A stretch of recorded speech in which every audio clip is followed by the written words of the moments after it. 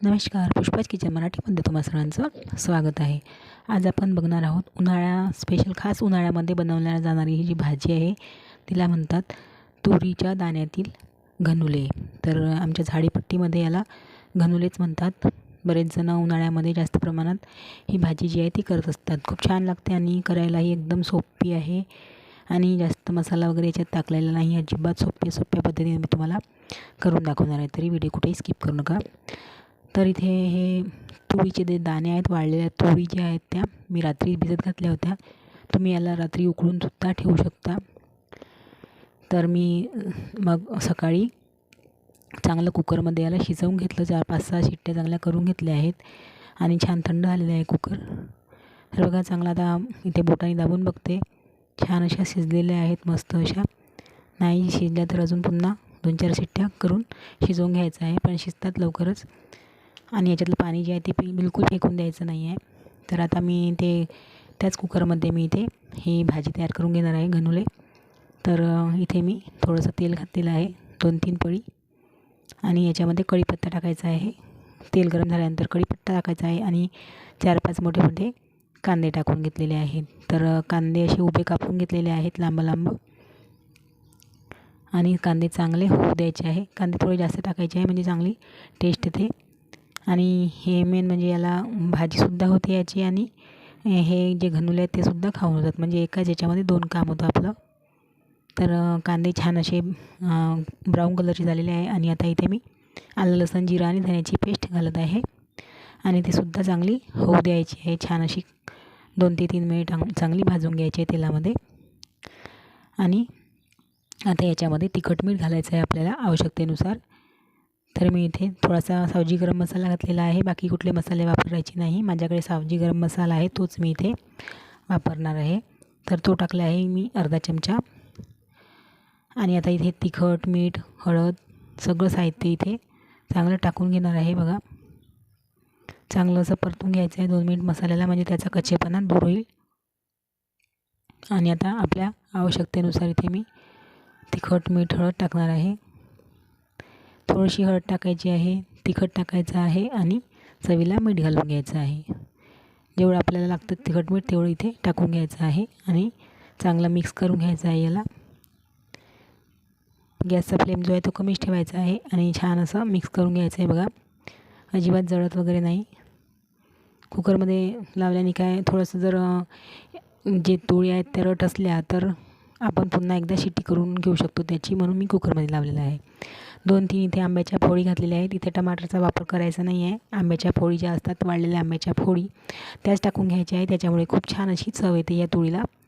तर आता चांगलं तिखट मीठ वगैरे झालेलं आहे आणि आता याच्यामध्ये फक्त तुरी सोडत आहे. सुरुवातीला तुरी सोडत आहे, नंतर मग पाणी टाकून घेणार आहे. तर अशा 2-3 मिनिट ह्या तुरी ज्या आहेत त्या चांगल्या परतून घ्यायच्या आहे, चांगल्या होऊ द्यायच्या आहे वाफेवर. आणि नंतर मग पाणी सोडून घ्यायचं आहे लगेचच. जर तुम्हाला दुसरं पाणी टाकायचं असेल तर मग गरमच पाण्याचा वापर करायचा आहे. थंड पाणी अजिबात टाकायचं नाही. थंड पाणी जर टाकलं तर पुन्हा या तुरी त्या अशा रट होतील आणि अजून म्हणजे असं कडक होईल आणि शिजणार नाही लवकर. म्हणून पाणी मी इथे गरमच करून टाकणार आहे, कारण आपल्याला पाणी इथे लागणार आहे, कारण इथे घनुले टाकायचे आपल्याला.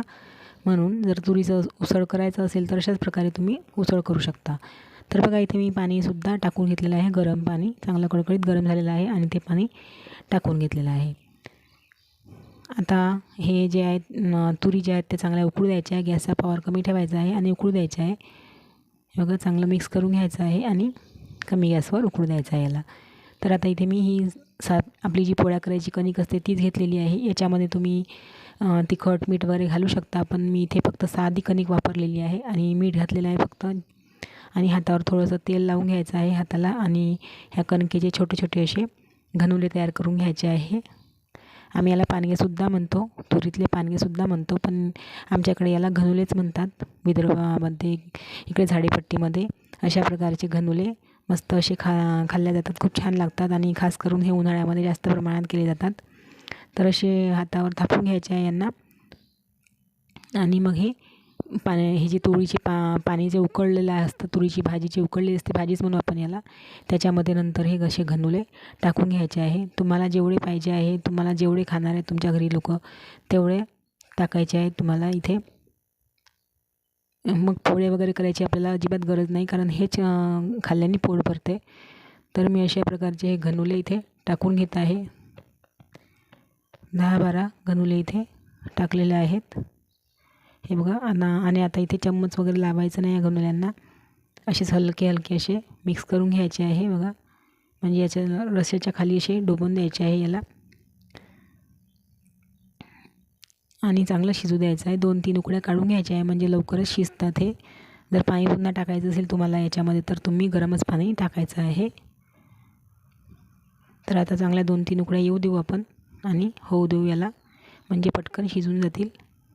तर बघा छान अशा 5 मिनिट आपल्याला हे गनुले आहेत ते उकळलेले आहेत, शिजलेले आहेत. आणि आता इथे कोथिंबीर टाकून घ्यायची आहे आणि आपल्याला गॅस इथे छान बंद करून द्यायचा आहे. म्हणजे आपले गनुले इथे तयार झालेले आहेत. आणि सोबतच हे उसळसुद्धा झालेलं आहे. ते भातासोबत खाऊ शकतो आणि हे गनुले जे आहेत ते असेच खाऊ शकतो.